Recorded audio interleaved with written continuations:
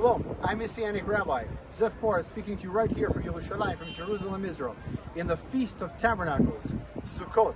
We know as believers in Yeshua that the Feast of Tabernacles is pointing to Revelation 21:3. Behold, the tabernacle of God is now with man. We send the blessings to the nations and to Israel, that they would come to know that Yeshua, Jesus, is the Messiah. Yeshua is God. In Leviticus chapter 23, verse 40, we are commanded to rejoice 7 days.